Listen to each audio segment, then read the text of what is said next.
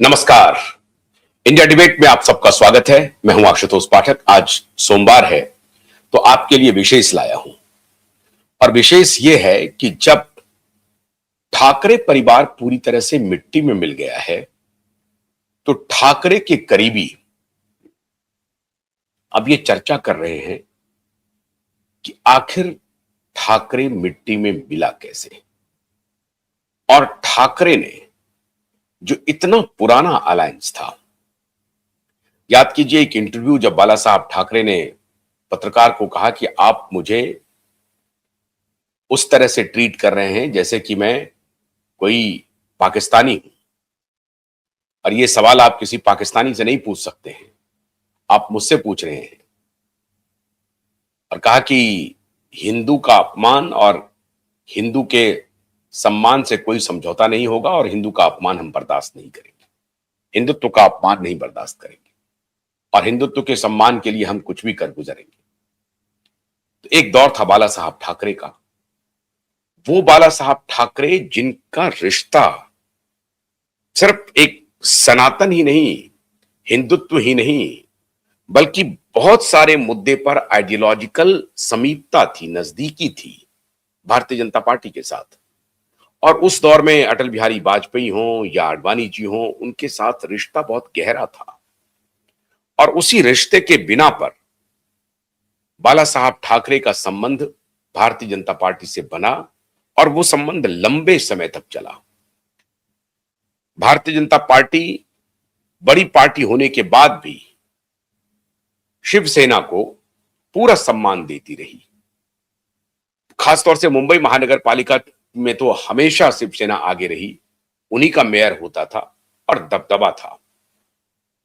लेकिन किसी के मन में ये बात ठीक से समा नहीं पा रही है, कोई इस बात को पचा नहीं पा रहा है कि इतना गहरा अलायंस शिवसेना और भाजपा का, दोनों के बीच में परस्पर विश्वास का संबंध था और एकदम से जिसको कहते हैं ना कि ब्लाइंड फेथ, दोनों के बीच में ब्लाइंड फेथ था जब तक बाला साहब ठाकरे रहे। लेकिन दुर्भाग्यवश बाला साहब ठाकरे की मृत्यु के बाद वो ब्लाइंड फेथ धीरे धीरे खत्म होता चला गया। और अब ये लोग चर्चा कर रहे हैं कि ऐसी क्या बात थी जिस बात की वजह से बाला साहब ठाकरे के रिश्ते को, अपने पिता के रिश्ते को, इतने गहरे रिश्ते को, उस रिश्ते की हत्या कर दी उद्धव ठाकरे ने और उसके बेटे आदित्य ठाकरे ने। कोई तो बात होगी जो बात उद्धव ठाकरे और आदित्य ठाकरे को मजबूर कर रहा था कि भारतीय जनता पार्टी के साथ अब नहीं चलना है और बीजेपी के पीठ में खंजर भोंकना है। चुनाव के पहले अलायंस हुआ था, ऐसा नहीं था कि चुनाव बाद अलायंस होना था। चुनाव पूर्व अलायंस था, 25, 26, 27 वर्ष का अलायंस था, लंबा अलायंस था। मैंने आपको बताया कि विश्वास पर आधारित अलायंस था और उस अलायंस में यह तय हुआ था कि अगर बड़ी पार्टी भारतीय जनता पार्टी बनकर के आती है, हालांकि चुनाव में बीजेपी को हराने के लिए कहा जा रहा है कि उस चुनाव में 2019 के चुनाव में भारतीय जनता पार्टी को हराने के लिए बहुत सारे तिकड़म किए शिवसेना के लोगों ने।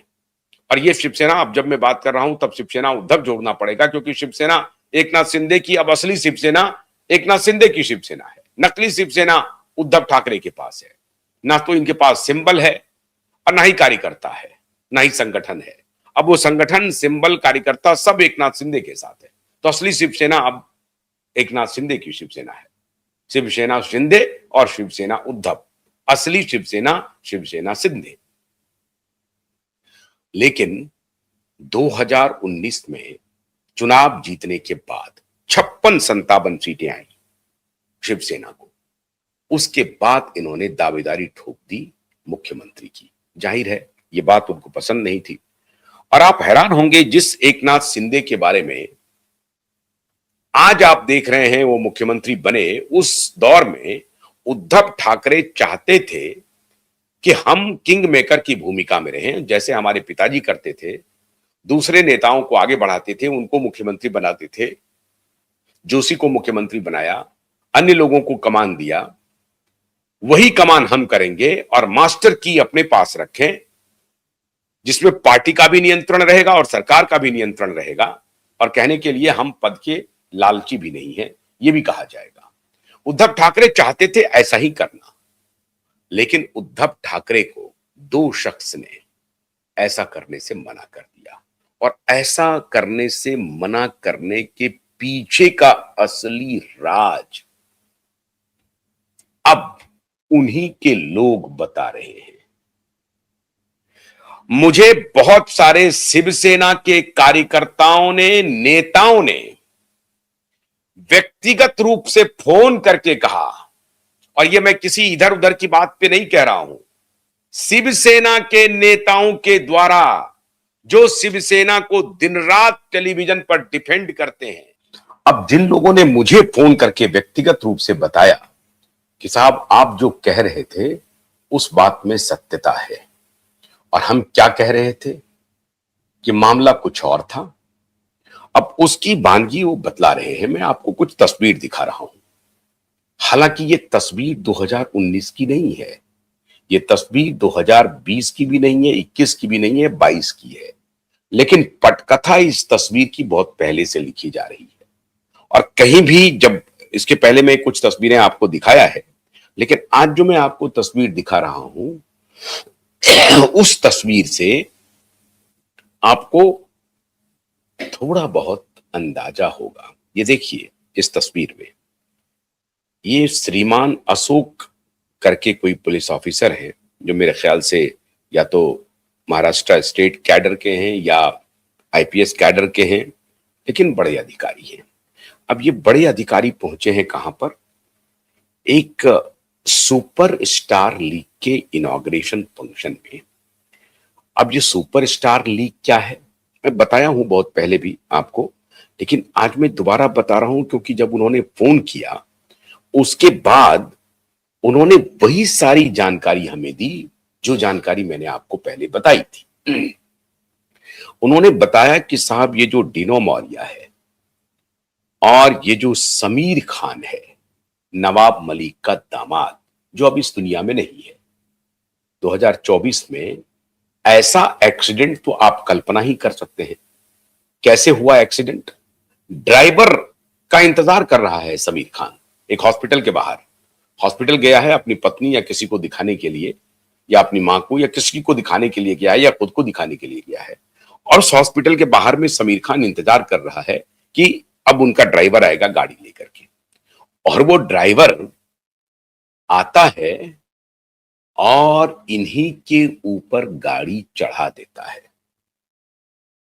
ऐसा कहीं सोचा है, कहीं देखा है आपने? 2024 में फैटल डेथ हुआ है, जिसकी आप कल्पना नहीं कर सकते हैं माननीय समीर खान की। अब समीर खान के खिलाफ सीवियर इन्वेस्टिगेशन चल रहा है ड्रग ट्रैफिकिंग का। अब ड्रग ट्रैफिकिंग का जो ट्रेल है वो दाऊद अब्राहम तक जाता है। अब दाऊद अब्राहम तो 1970 से वहां पर एक्टिव है, और अब जो हमारे इन्फॉर्मर हैं वो हमें बतला रहे हैं कि साहब बाला साहब ठाकरे के समय में, बाला साहब ठाकरे तो अपना काम करते थे, उनसे मिलने के लिए अपराधी भी आते थे, सज्जन लोग भी आते थे, और बीच बीच के भी लोग आते थे, लेकिन बाला साहब ठाकरे का कोई इस तरह का रिश्ता किसी के साथ नहीं था कि अवैध कोई काम हो रहा है और उसको वो जानबूझ करके बचा रहे हैं। लेकिन बाला साहब ठाकरे को उस वक्त तो पता नहीं था, क्योंकि उनका ये पोता छोटा था। लेकिन बाला साहब ठाकरे के जाने के बाद पोते के ऊपर कोई अंकुश नहीं रहा बाप का, उद्धव ठाकरे का।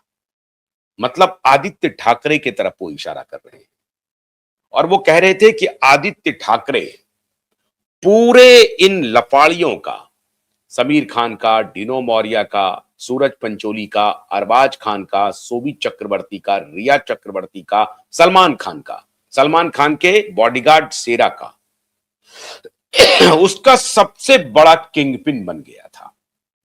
और ये रिश्ता 2016-17 के बाद परवान चढ़ने लगा था, और उनको लग रहा था कि ये जो हमारा जो हार्ड लाइन बना हुआ है मुसलमानों को लेकर के, इस्लाम को लेकर के, उसमें परिवर्तन करना चाहिए। क्यों? क्योंकि यहां पे मुसलमान उनके बिजनेस पार्टनर हो गए थे। अभी जो मीठी नदी का केस आया जिसमें आपको पता चला कि डिनो मौर्य ने अपने किसी दोस्त को मीठी नदी का कॉन्ट्रैक्ट, सफाई का कॉन्ट्रैक्ट दिलवाया। वो कैसे मिल गया? क्योंकि डिनो मौर्य और आदित्य ठाकरे में गहरा रिश्ता है। सोबित चक्रवर्ती, आरबाज खान के बारे में और भी मैं डिटेल बताऊंगा अभी दूसरे एपिसोड में, लेकिन सोबित चक्रवर्ती, आरबाज खान, डिनो मौर्य, सूरज पंचोली, आदित्य ठाकरे और सलमान का बॉडीगार्ड शेरा। सलमान का बॉडीगार्ड शेरा बजाप्ता शिवसेना ज्वाइन कर चुका था। आप समझ रहे हैं बात को? अब आप सोचिए, एक बॉडीगार्ड की महत्वाकांक्षा पॉलिटिशियन बनने की हो रही है। बॉडीगार्ड